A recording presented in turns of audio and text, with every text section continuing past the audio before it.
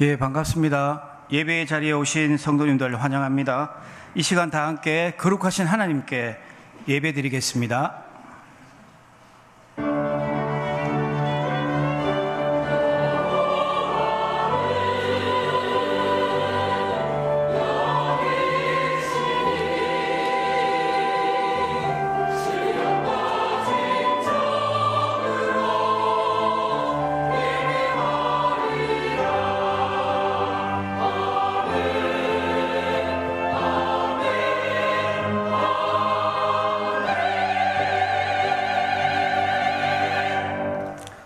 또 나로 왕과 그의 보좌관들 앞과 왕의 권세 있는 모든 방백의 앞에서 은혜를 얻게 하셨도다. 내 하나님 여호와의 손이 내 위에 있으므로 내가 힘을 얻어 이스라엘 중에 우두머리들을 모아 나와 함께 올라오게 하였노라. 아멘. 예배의 주인 되시는 하나님 아버지, 새해 셋째 주일 이 시간 주님 앞에 나왔사오니 우리의 예배를 받아 주시옵소서. 감사드리며 예수님의 이름으로 기도드립니다. 아멘. 반갑습니다. 우리 찬송가 183장 빈들의 마른 풀같이 우리 함께 찬양하도록 하겠습니다.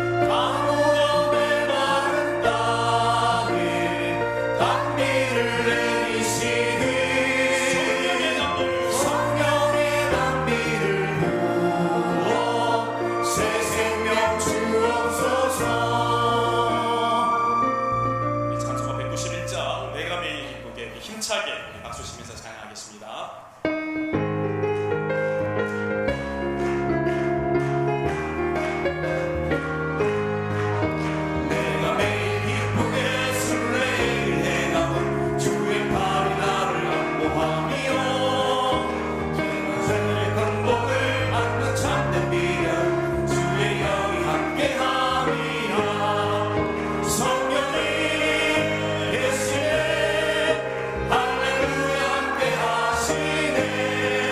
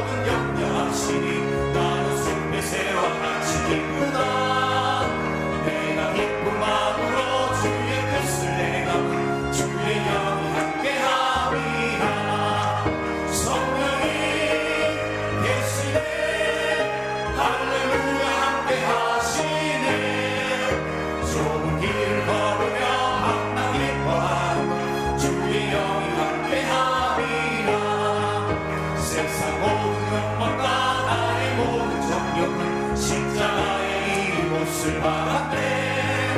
어느 밤이 지나고 그곳 쫓겼으니 주의 영이 함께하리라. 성령이 계시네. 할렐루야 함께하시네.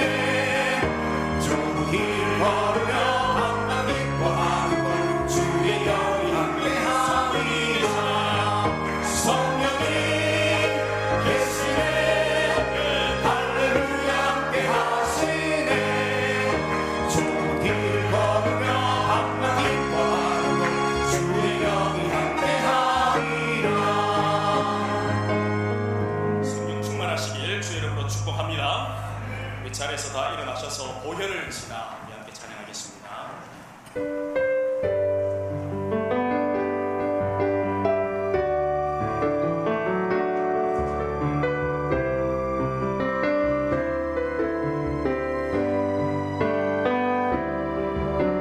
보혈을 지나 하나님 품으로 보혈을 지나 아버지 품으로 보혈을 지나 하나님 품으로 한 걸음씩 나가세. 존귀한 주 보혈이 내 영을 새롭게 하시네. 존귀한 주 보혈이 내 영을 새롭게 하네. 존귀한 주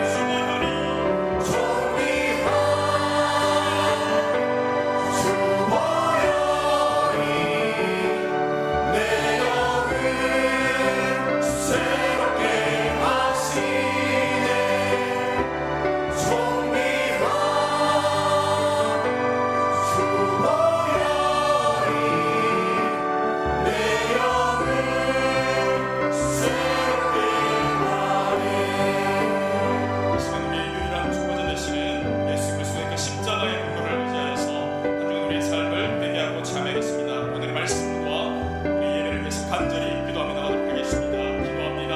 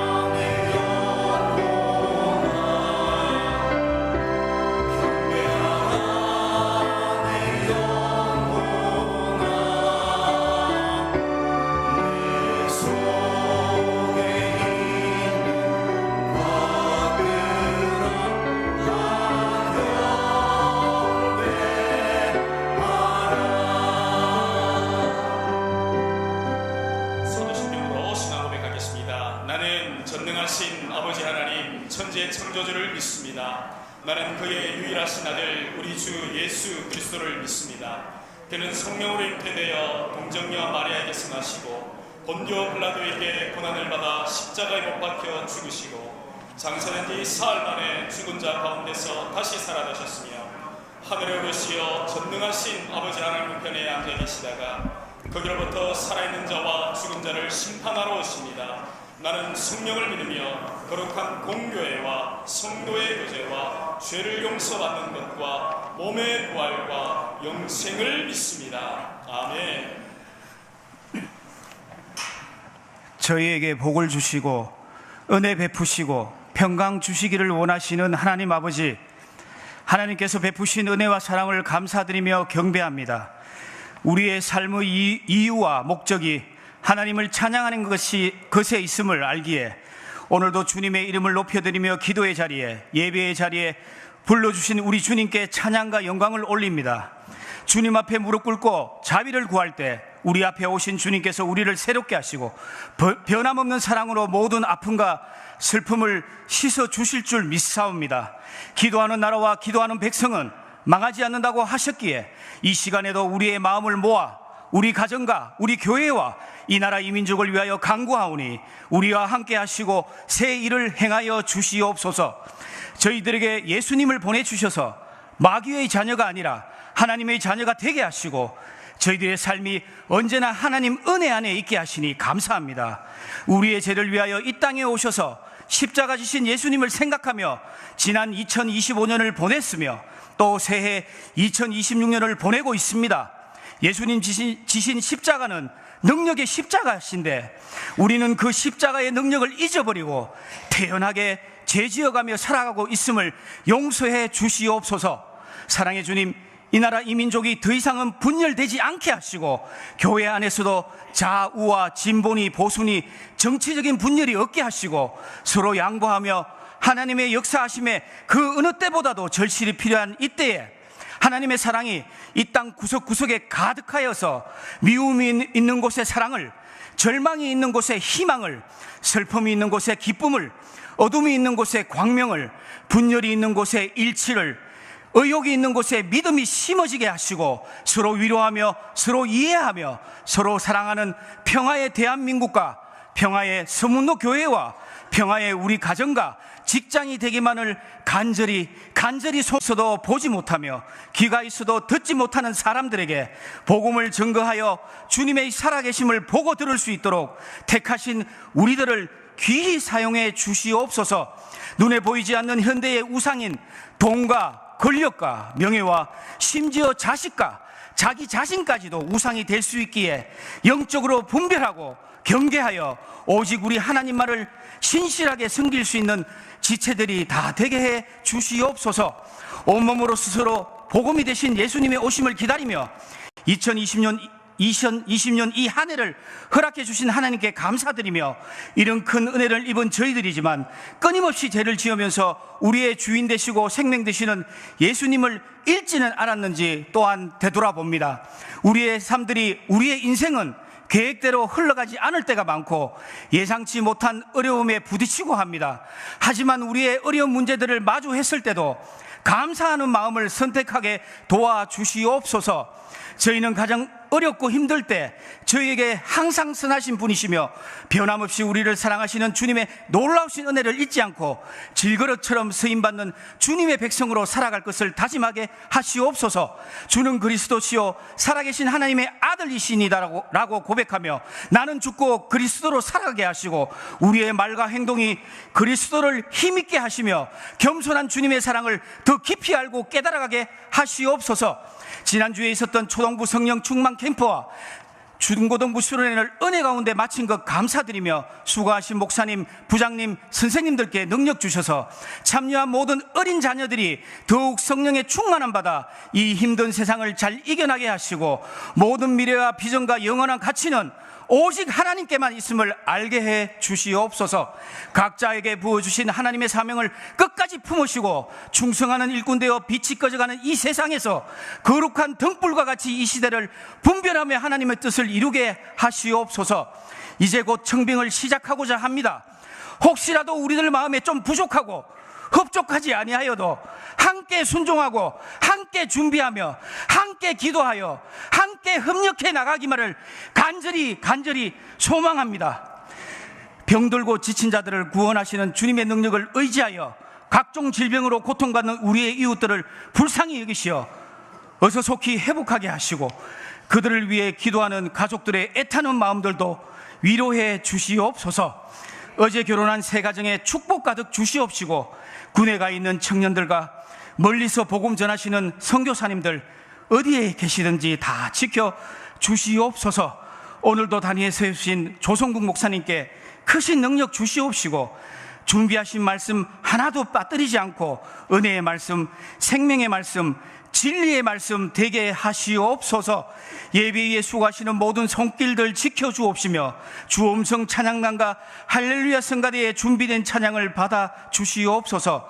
구하지 못한 것 다 들어주실 줄 믿사오며 지금까지도 살아계셨고 올 한 해에도 언제나 살아계셔서 지켜주시는 예수님 이름으로 기도드립니다. 아멘.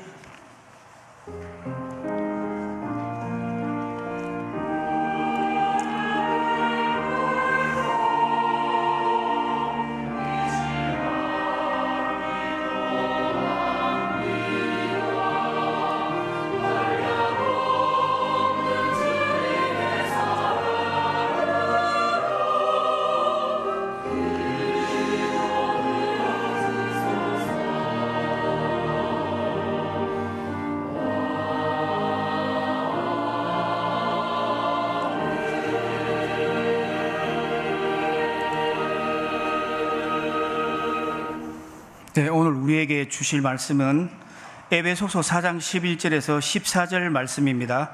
에베소서 4장 11절에서 14절 말씀, 신약 313페이지입니다. 다 찾으셨으면 제가 봉독하겠습니다. 그가 어떤 사람은 사도로, 어떤 사람은 선지자로, 어떤 사람은 복음 전하는 자로, 어떤 사람은 목사와 교사로 삼으셨으니 이는 성도를 온전하게 하여 봉사의 일을 하게 하며 그리스도의 몸을 세우려 하심이라.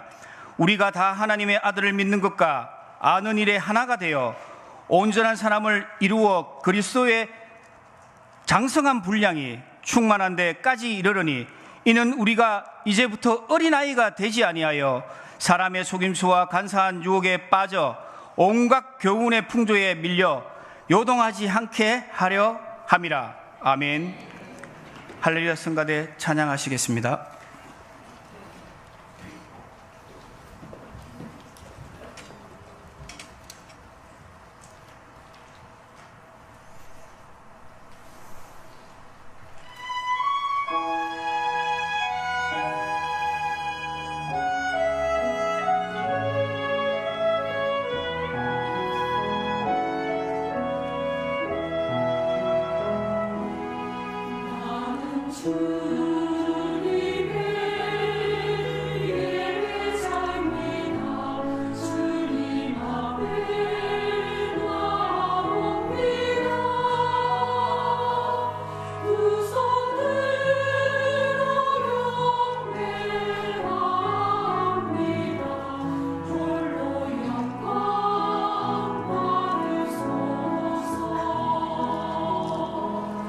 나는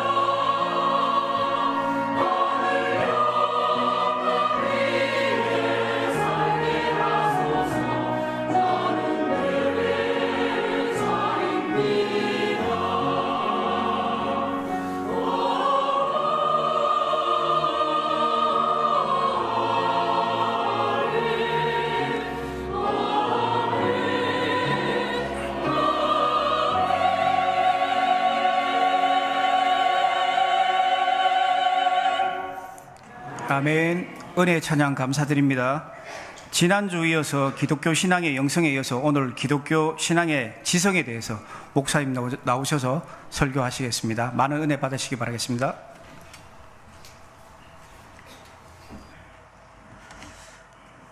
기독교는 원시 종교와 많이 다릅니다.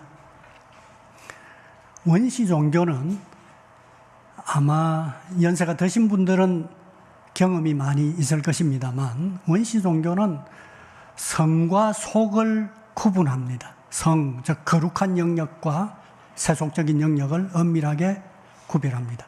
그리고 성스러운 영역에서 그 성스러운 영역에 있는 영의 존재라고 생각하는 신령, 이게 신일 수도 있겠고 영일 수도 있겠죠.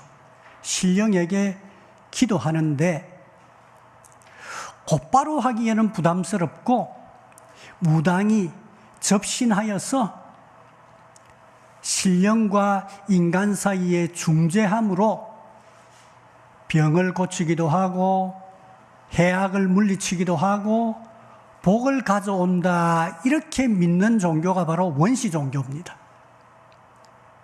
원시 종교는 종교의 아주 단순한 형태이고, 이 원시 종교에는 참된 영성은 아니지만 우리가 지난주에 설교한 것처럼 거짓된 영성만 존재합니다.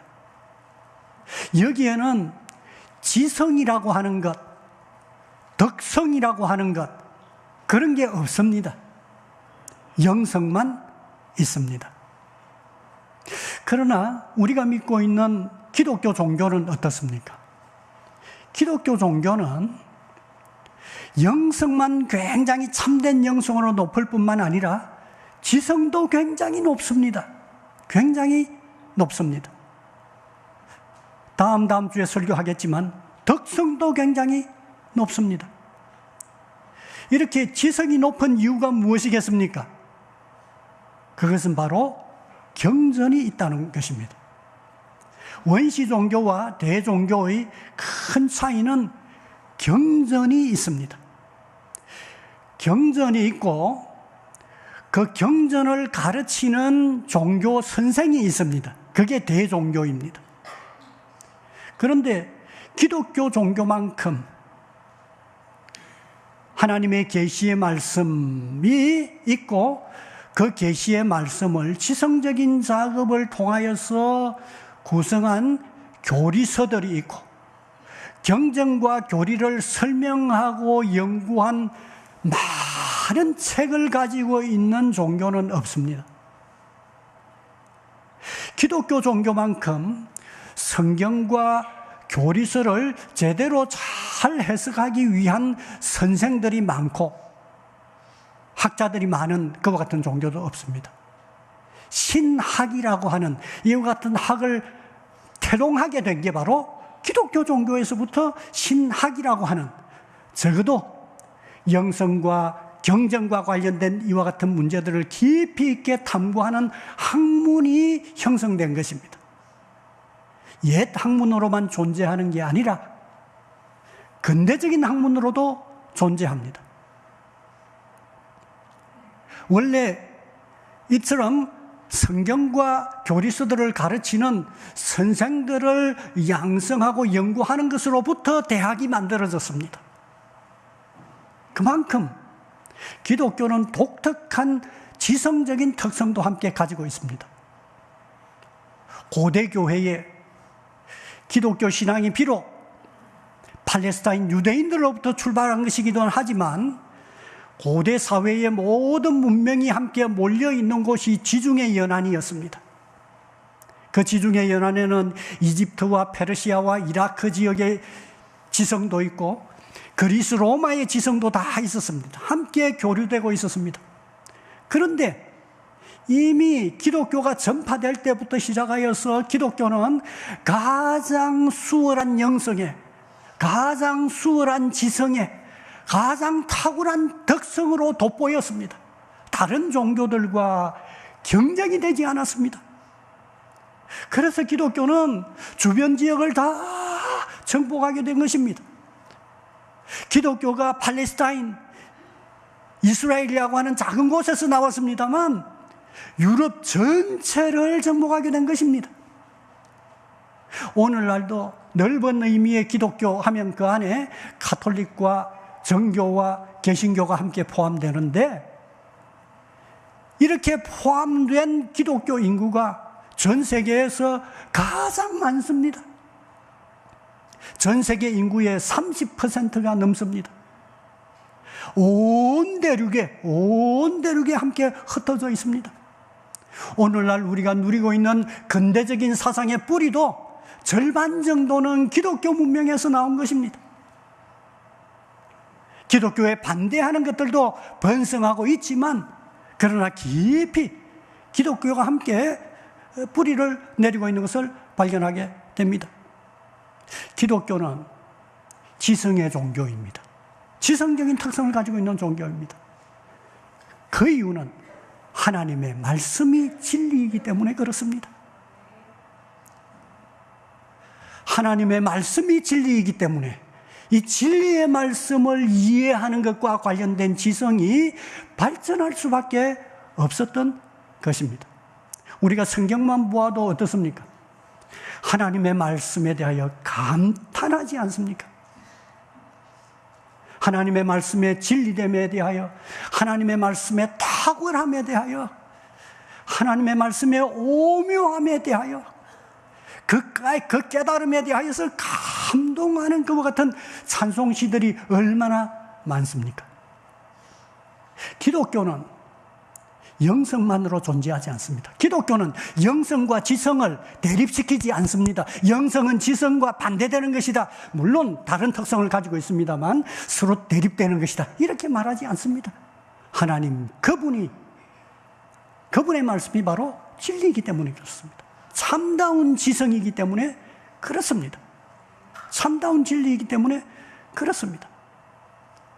그래서 개신교의 가장 주요한 선생 중에 한 분이었던 요한 칼빈은 참다운 경건, 달리 표현하면 참된 영성은 무엇을 통하여서 형성되는가? 참된 교리로부터 참된 영성이 가능하다고 보았습니다. 참된 영성은 하나님 그분과 성령과 일치하는 것이어야 하는데, 하나님 그분과 성령과 일치하는 것이 되려고 하면 바로 그분의 말씀인 진리와 일치할 수 있어야 하나님을 기쁘시게 하는 영성이 되고 성령이 인도하는 대로 따르는 영성이 되기 때문입니다. 그래서 성경 자체를 지성적인 방식으로 개념과 원리에 따라서 설명한 것이 교리입니다. 그러므로 성경과 교리의 교육을 통하여 비로소 그리스도인은 신앙은 영성에서 출발하고 영성이 지속되지만 신앙이 성숙하게 되려고 하면 지성적인 가르침이 필요하다고 본 것입니다. 지성적인 가르침이 없으면 신앙이 성숙하지 않습니다. 우리가 한 사람의 인간이 성숙한 존재로 쭉 발달하는 것도 먹는 것만 준다고 성숙한 성인이 되지 않습니다. 인간이 동물과의 주요한 차이점은 동물은 필요한 먹을 것만 있으면 되지만 인간이 되는 것은 바로 지성적인 교육을 통해서 인간이 되는 것입니다. 인간답게 되는 것입니다. 인간다운 판단을 할 수 있게 되는 것입니다.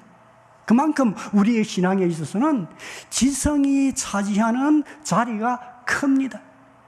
그래서 기독교 신앙을 설명하는 가장 중요한 기초적인 세 가지 문서가 지난주에 우리가 살펴보았던 주기도가 있다면 바로 오늘 우리가 사도신경이 있는 것입니다. 사도신경과 교리가 성경과 다른 어떤 것이라고 생각하는데 그건 오해입니다. 사도신경과 교리는 그 뿌리가 대부분 로마서에 있습니다. 로마서에 있습니다. 잘 축약한 요약입니다.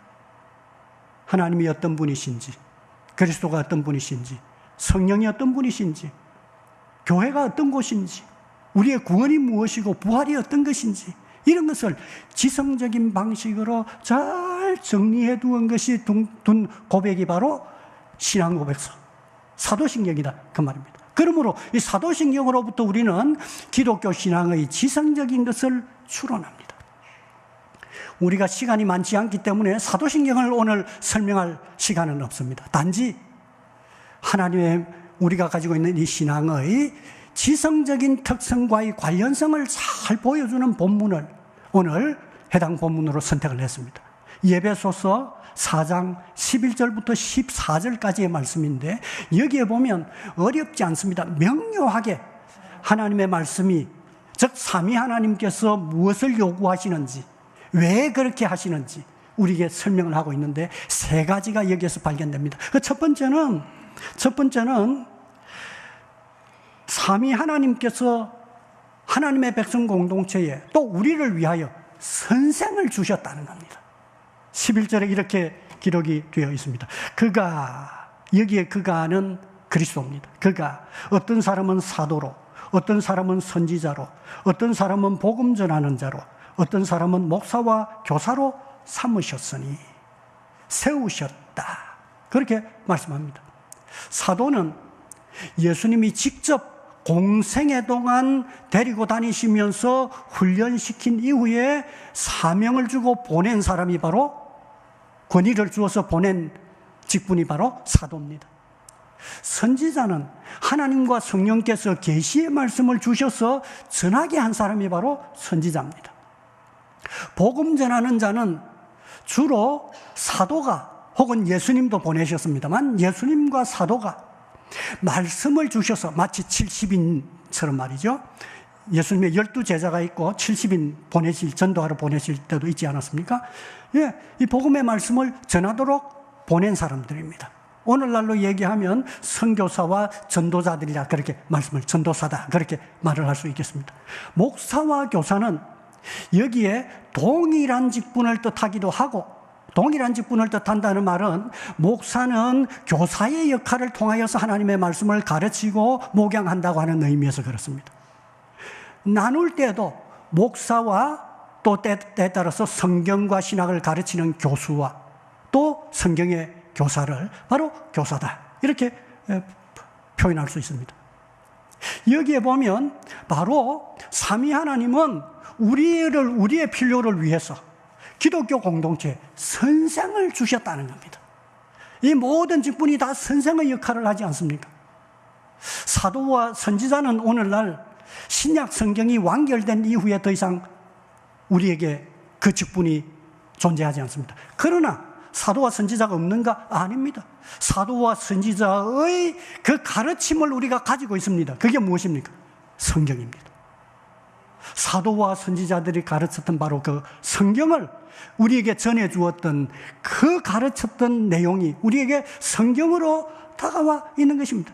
그래서 사도와 선지자라고 하는 그와 같은 내용을 우리가 성경으로 가지고 있고, 목사와 교사, 복음 전하는 자가 교회에 주어져 있다는 것입니다.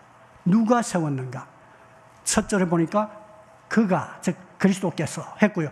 동일한 내용을 고린도 교회에 보내는 고린도전서 12장 8절에 보면요, 어떤 사람에게는 성령으로 말미암아 지혜의 말씀을, 어떤 사람에게는 또 성령으로 말미암아 지식의 말씀을, 이렇게 표현했습니다. 이게 바로 은사입니다. 은사. 선생의 역할을 잘 수행하려고 하면 선생에게 필요한 은사가 무엇이겠습니까? 지혜의 말씀이고 지식의 말씀인 것입니다. 8절에서는 바로 12장 8절에서는 성령으로 말미암아 이렇게 표현하심으로써 성령께서 세우셨다고 그렇게 말씀합니다. 12장 28절에서는 하나님이 교회를 위하여 몇을 세우셨으니, 이러면서 여기에서는 첫째는 사도요, 둘째는 복음 전하 선지자요, 셋째는 교사요, 이렇게 표현합니다. 서술을 붙였습니다. 하나님께서 우리를 위하여, 교회 공동체를 위하여 중요 순서대로 표현했습니다. 직분의 중요 순서대로 사도와, 첫째 사도, 둘째 선지자, 셋째 교사. 이 교사가 바로 에베소서 4장 오늘 본문에서 목사와 교사 하는 같은 부류가 되겠습니다. 세우셨다는 것입니다. 그리스도께서 세우셨다. 성령으로 말미암아 은사를 주셨다. 하나님이 세우셨다. 삼위 하나님께서 세우셨다는 것입니다. 삼위 하나님이 우리의 신앙을 위하여 선생을 주셨다는 겁니다. 이게 바로 다른 종교와 구별되는 점입니다. 삼위 하나님이 선생을 주셨다고 하는, 이게 첫 번째 요점입니다. 두 번째는 12절과 13절의 내용인데요. 우리의 신앙의 성숙, 그리스도인의 성숙, 교회의 성장을 위해서는 이 모든 것은 무엇을 통해서 이루어지는가? 바로 지성적인 교육을 통하여서 이루어진다고 하는 사실을 우리에게 가르쳐주고 있습니다. 제가 읽어보겠습니다. 이는 이렇게 선생을 주신 이유가 무엇입니까? 성도를 온전하게 하여 봉사의 일을 하게 하며 그리스도의 몸을 세우려 하심이라. 우리가 다 하나님의 아들을 믿는 것과 아는 일에 하나가 되어 온전한 사람을 이루어 그리스도의 장성한 분량이 충만한 데까지 이르리니. 이렇게 온전하게 하고 장성한 분량이 충만한 데까지 이르도록 선생을 세우신 것입니다. 선생이 어떤 방법으로 이렇게 온전하게 세웁니까? 가르치는 방법으로. 지성적인 교육의 방식으로 성도들을 성장하게 만들고 온전하게 만들고 교회를 든든하게 세워간다. 이렇게 가르쳐주고 있는 것입니다. 어느 정도 수준까지 가르침으로 우리가 오늘 본문에서 암시받을 수 있는 부분이 있는데요. 거기에 우리가 12절과 13절을 보았습니다만 그 앞부분에 6절에 보면 하나님을 이렇게 말합니다. 하나님도 한 분이시니 곧 만유의 아버지시라. 만유 위에 계시고 만유를 통일하시고 만유 가운데 계시도다. 이렇게 말했고, 그리고 또 10절에 보니까 뒤에 이는 만물을 충만하게 하려 하심이라. 그리스도를 통하여 만물을 충만하게 하려 하심이라. 이렇게 표현합니다. 쉽게 얘기하면 그리스도 그분이 삼위 하나님이 온 우주의 전체의 기원이시구나. 그리스도 그분이 바로 역사의 중심에 계신 분이시구나. 우리의 모든 생명과 더불어 존재의 삶을 이해하려고 하면 바로 삼위 하나님과 그리스도를 알아야 하는 것이구나 하는 것을 깨닫는 데까지 이르도록 깨우치기 위해 선생을 우리에게 주셨다는 것입니다. 여기에 이건 우리 동양적인, 이 동북아시아의 동양적인 말로 한다고 하면 이게 바로 하늘의 도로구나, 도를 깨달았다 말하지 않습니까? 최고 수준의 도, 거기에 장성한 분량에 이르도록 하셨다 그 말입니다. 우리의 믿음은 영성으로부터 출발합니다. 하나님의 은혜를 받을 때 우리에게 믿음이 생기고 눈이 열립니다. 믿음이 생기고 눈이 열리게 되면 다음에 일어나는 변화가 무엇인지 압니까? 성경이 읽혀집니다. 하나님의 말씀이 이해되기 시작합니다. 그렇게 하면서 지성적인 교육을 통하여 출발은 영성적인 체험으로 출발했지만 견고한 확신에 이르는 것은 바로 이러한 지성적인 과정을 통하여서 견고한 확신에 도달하게 되는 것입니다. 이러한 지성적인 확신이 없으면 늘 항상 확신을 과거의 체험에 호소합니다. 그건 어린 신앙입니다. 성숙한 신앙은 거기에서 출발했지만 신앙적인 지성의 교육을 통하여서 견고한 확신에 이르게 되는 것입니다. 이걸 도와주도록 하기 위해서 삼위 하나님이 우리에게 선생을 주셨다 하는 것입니다. 물론 이 깨달음이 쉽지는 않습니다. 우리의 지식이라고 하는 것은 많은 경우에 우리의 경험과 그리고 또한 관찰과 실험을 통하여서 깨닫게 된 그와 같은 이 세계 내에서 우리가 알게 되는 그와 같은 정보들로 이루어져 있습니다. 우리의 지성은요. 그런데 이것이 지성의 전체가 아닙니다. 삼위 하나님과 그분의 경륜과 관련해서는 우리의 경험 세계 속에서 우리의 과학의 공부를 통하여서 삼위 하나님의 존재와 그분의 경륜에 대하여서 알 수가 없습니다. 하나님 그분의 뜻에 대하여 알 수가 없습니다. 소위 도라고 하는 것을 우리는 과거의 방법으로 깨달을 수가 없습니다. 이런 것들은 바로 하나님의 진리에 대한 깨달음으로 오는 것인데, 이와 같은 깨달음의 수준에 이를 수 있도록 하기 위하여서 성령께서 우리의 마음을 조명해 주시고 우리의 눈을 열어주시는 것입니다. 그렇게 함으로써 우리가 비로소 그리스도의 의미, 삼위 하나님이 어떤 분이신지, 만유가 무엇인지, 참다운 도가 무엇인지 깨달아 알 수 있게 되는 것입니다. 세 번째입니다. 이렇게 성숙한 지성에 이르게 되면 성숙한 지성의 기능적으로 아주 중요한 특성이 있습니다. 그게 바로 14절의 내용인데요. 성숙한 지성은 분별할 줄 아는 지성입니다. 잘못된 교훈을 분별할 줄 아는 지성입니다. 14절에 다시 한번 보십시오. 이는 우리가 이제부터 어린아이가 되지 아니하여 사람의 속임수와 간사한 유혹에 빠져 온갖 교훈의 풍조에 밀려 요동하지 않게 하려 함이라. 어린아이라고 하는 표현이 나옵니다. 예수님이 어린아이를 칭찬하신 일이 있습니다. 복음서에. 어린아이와 같아야 천국에 들어간다고 했습니다. 그때 이 어린아이는 하나님의 복음에 대하여, 그리스도에 대하여 개방성, 열려서 받아들일 수 있는 개방적인 특성을 강조하기 위해서 어린아이의 이 특성을 칭찬했습니다. 그런데 분별할 줄 모르는 그와 같은 맥락 속에서는 여기에 어린아이처럼 되지 말라고 그랬습니다. 어린아이처럼 아직까지 교육받지 못해서, 경험이 적어서 분별하지 못하는 상태 가운데 있어서는 안 된다는 것입니다. 신앙의 지성적인 교육을 통하여서 분별할 줄 아는 수준에 이르러야 된다 하는 것입니다. 우리가 종종 잘못된 교훈에 미혹되어서 큰 어리석은 행동을 할 때는 두 가지의 이유 때문입니다. 하나는 무식할 때입니다. 모를 때입니다. 모를 때 우리가 종종 내가 모르는 영역에 있어서 때에 따라서 우리는 잘 속습니다. 그래서 사회적인 사업에 경험이 없는 선생님들이 잘 속는다 그러잖아요. 순진해서. 웃네요. 선생 남편 둔 여성들이 씩 웃습니다. 순진한 분. 또 하나는 앞에서 얘기하는 사람이 마음에 탐욕이 있고 기만적인 의도가 있어서 속이려고 말할 때입니다. 그때 우리는 잘못된 교훈에 미혹되어서 잘 넘어가게 되는 것입니다.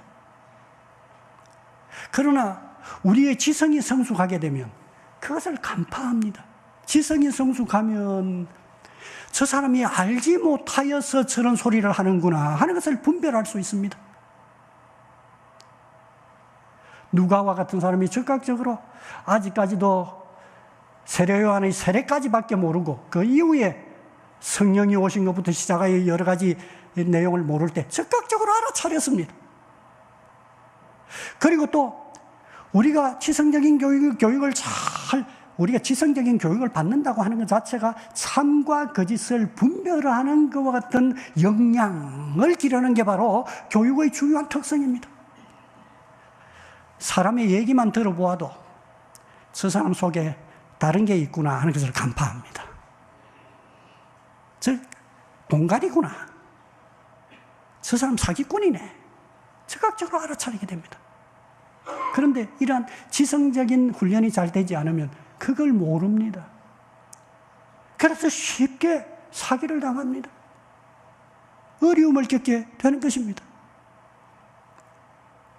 중세기에는 무식하기도 하고 권력욕도 있고 해서 성경을 잘못 가르치는 것과 같은 성직자들이 있었습니다.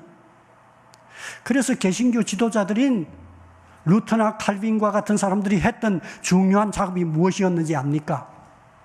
성도들이 성경을 읽을 수 있도록 모국어로 번역했습니다. 모국어가 아닐 때는 라틴어로만 되어 있으니까 라틴어를 모르는 성도들이 선생이 가르치는 게 참인지 아닌지 제대로 가르치는지 분별할 수 없었던 것입니다. 성경을 번역했습니다. 모국어로. 그 다음 성경을 읽을 수 있도록 문해력을 기르기 위해서 보편 의무 교육을 실행하는 길을 열었습니다. 종교개혁자들이 학교를 연 것입니다. 그래서 지성적인 작업이 성직자만의 작업이 아니다. 신학을 공부하는 사람만의 활동이 아니다. 지성적인 작업은 기독교 신앙을 가지고 있는 모든 성도들의 과제다. 모든 성도들이 함께 신앙적인 성숙을 이루려면, 성숙한 신앙에 이르려고 하면 바로 사도와 선지자의 책인 이 성경을 읽어야 한다. 이렇게 보았던 것입니다. 종교개혁은 교육의 방법으로 이루어진 개혁입니다. 종교개혁은 정치적인 개혁이 아닙니다. 그걸로 종교개혁을 이루려고 했던 게 아닙니다. 교육의 개혁이 결국은 그와 같은 방식으로 전체적으로 확산된 것입니다. 종교개혁자들이 선생인데 선생들이 어떤 방법으로 개혁하겠습니까? 선생들이 개혁하는 방법은 바로 지성적인 교육을 통하여서 개혁하는 것입니다.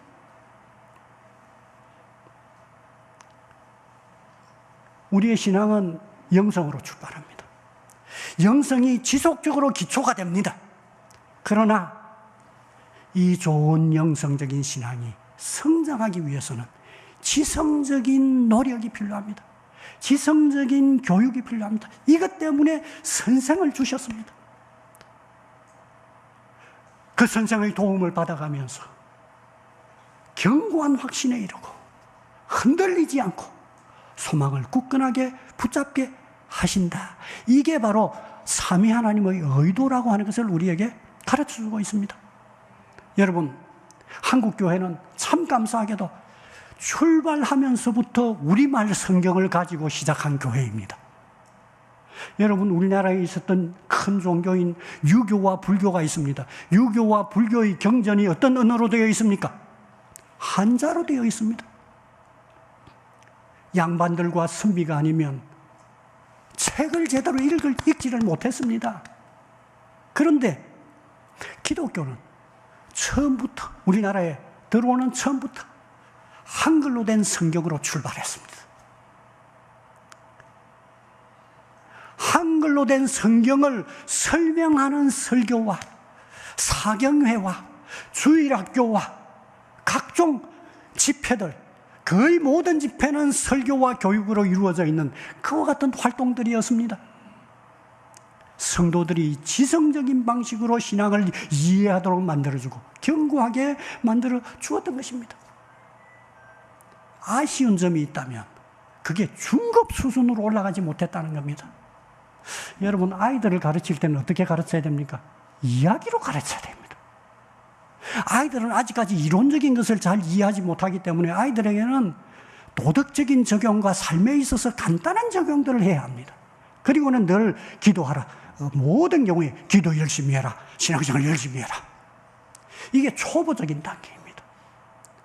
초보적인 단계도 중요합니다. 초보적인 단계를 거쳐서 위로 올라가니까요. 이 초보적인 단계에서는 무엇이 인기가 있었겠습니까? 이야기를 잘하는 목사님의 인기가 있었습니다. 이야기를 재미있게. 아직까지 중급까지 못 올라가니까 어떻습니까? 이야기를 할 때 여러분, 아이들에게는 극적으로 이야기를 해야 됩니다. 어떤 때는 좀 과장을 많이 섞어서 이야기를 해야 됩니다. 재미있게 이야기를 해야 됩니다. 그래서 그런 분들에게 몰려다녔습니다. 첫 단계입니다. 그러나 1980년대 이래로 우리나라의 전체적인 지적 수준이 굉장히 높아졌습니다. 1980년대 이후로부터 시작하여서 거의 모든 우리의 자녀들이 중고등학교, 중등학교를 졸업하는 수준에 이르게 됩니다. 20세기 말 21세기가 되면 어떻습니까? 원하기만 하면 대학에 가서 공부할 수 있는 그와 같은 시기가 되었습니다. 그럼에도 불구하고 아직까지도 이야기만 하고 있습니다. 아직까지도 과장되고 극적이고 재미있고 그러니까 예화와 간증과 이런 걸 좋아가지고 늘 거기에 익숙한 사람들이 되어 있고, 중간 단계의 지성을 형성하지 못한 상태이니까 이단에 쉽게 빠지는 것입니다. 한국 교회만큼 이단에 잘 빠지는 이와 같은 개신교가 없습니다. 이단에 쉽게 빠지는 것입니다. 지성적이라고 하는 것 자체는 거기로부터 개념을 이해하게 되고 원리를 이해하게 되고 전체의 그 묘미를 깨달아가는 그 단계까지 이렇게 올라가야 하는 것입니다. 물론 이러한 게 제자훈련이라든지 성경대학이라든지 이런 것을 통해서 좀 나아지기는 했습니다만, 그렇게 높아지지 못하여 한 80점 가까이 간 일이 있는데 21세기에는 교회들마다 그런 것도 별로 없어요. 쭉 처지고 있는 것을 보게 됩니다.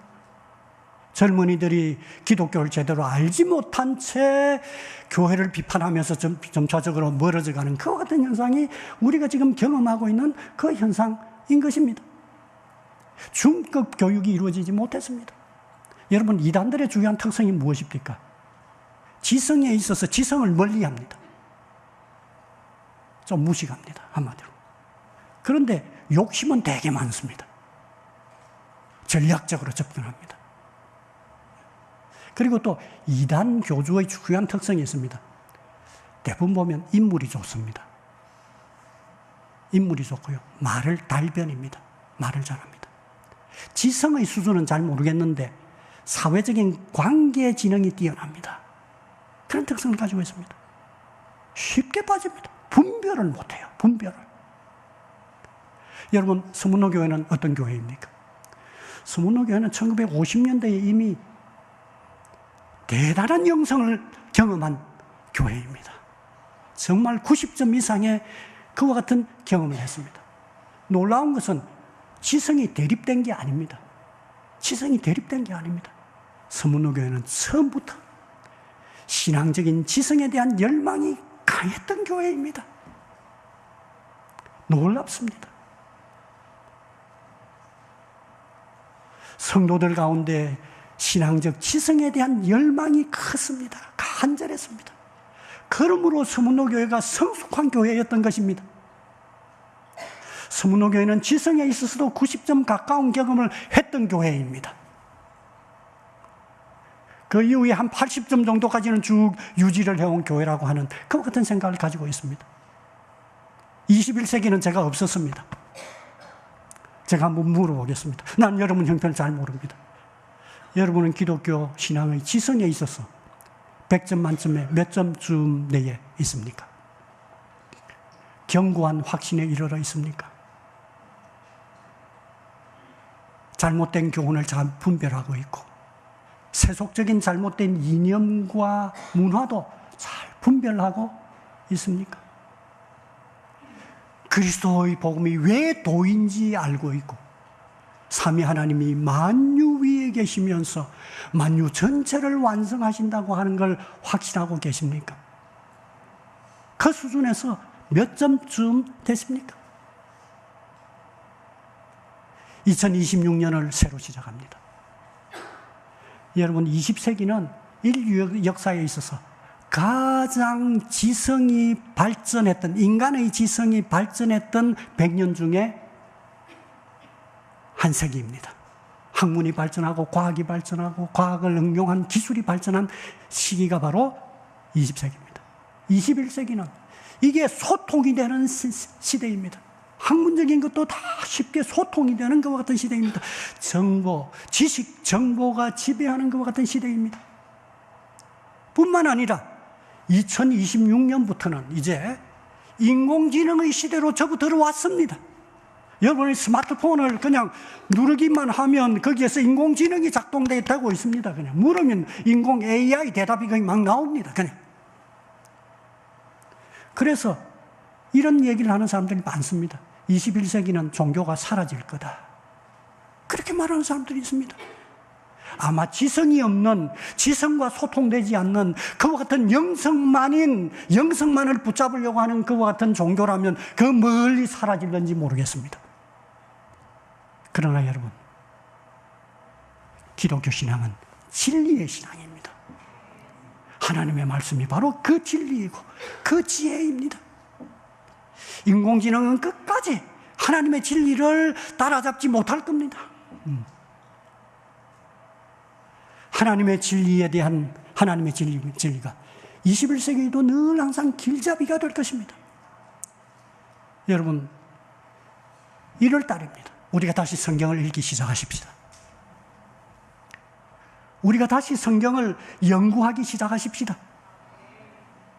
우리가 멀리 가지 않아도 괜찮습니다. 이 성경이 바로 사도와 선지자의 말씀입니다. 우리에게 사도와 선지자가 우리에게 이 성경으로 말하고 있는 것입니다. 우리는 다 한글을 읽을 수 있는 문해력이 있지 않습니까? 대학을 졸업하고 대학원에 공부하신 분들도 많이 있는데 외국어로 되어 있는 그와 같은 문헌들도 문해력이 있지 않습니까? 어려운 단어가 나옵니까? 스마트폰에 어려운 단어를 치고 성경 구절을 치면 설명해 주고 있습니다. 설명해 주고 있습니다. 지성을 추구하지 않으면 성숙해지지 않습니다. 지성을 추구해야 성숙한 신앙에 이르게 됩니다. 우리가 함께 지속적으로 지성적으로 노력을 기울이는 성도가 나이가 들어도 멋있는 성도입니다. 성숙한 성도입니다. 하나님의 말씀을 더욱더 가까이 함으로 우리의 신앙적인 지성이 회복되는 그와 같은 한 해가 될 수 있기를 주님의 이름으로 축원합니다.